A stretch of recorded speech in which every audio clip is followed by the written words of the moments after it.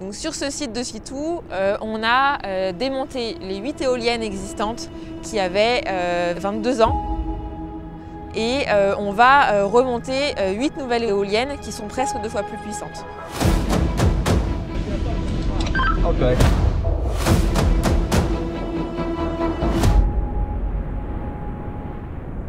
Pour le démantèlement des éoliennes à Sitou, on a commencé par terrasser les pistes et les plateformes pour qu'il y ait la place de mettre des grues plus des zones de stockage pour les pales et pour les fûts.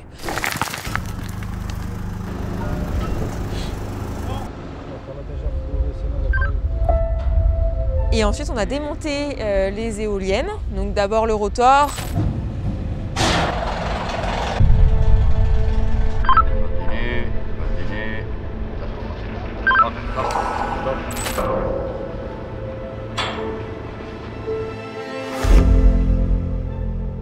Ensuite, on a démonté la nacelle, puis les sections de tour qu'on a posées au sol au niveau des plateformes de stockage.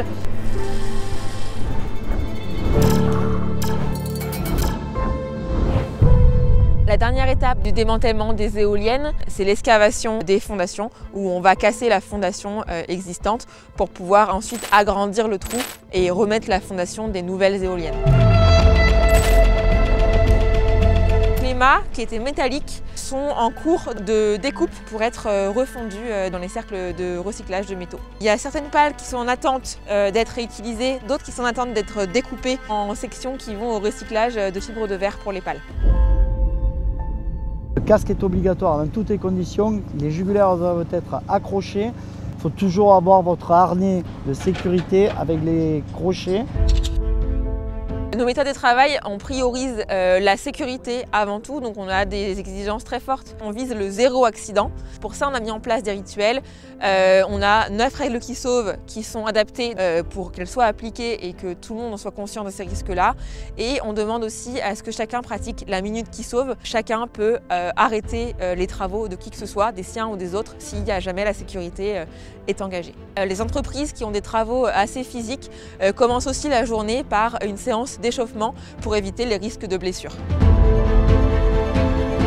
La mission consiste à faire cohabiter les travaux de réalisation du parc éolien tout en préservant la faune et la flore présentes. On travaille sur les calendriers écologiques de manière à laisser des espaces et du temps à la reproduction de certaines espèces. Alors, sur ce chantier, on a mis en protection les zones sensibles pour la flore ou pour la faune terrestre. Ici, on a un balisage qui permet d'éviter que les matériaux et les engins ne circulent ou soient stockés dans les zones sensibles. Ça permet aussi de préserver les espèces qui habitent dans ces habitats. En parallèle de ça, on a aussi fait toutes les mesures environnementales, par exemple recréer des terriers pour les reptiles, déplacer des fleurs patrimoniales si elles étaient dans l'emprise de nos travaux.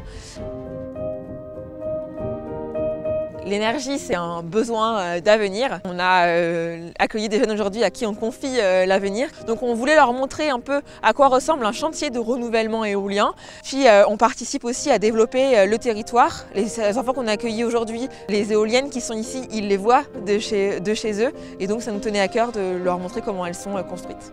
Moi, je trouve ça gratifiant de travailler sur la construction des énergies du futur. Et aussi, en tant que chef de projet de ce site, je suis un peu le pivot de tous les intervenants sur tous les aspects, donc que ce soit technique, sécurité, environnement. Donc pour moi, suivre un projet de renouvellement éolien comme ça contribue à préparer un monde de demain un peu plus vertueux. Pour moi, tout ça, c'est nécessaire.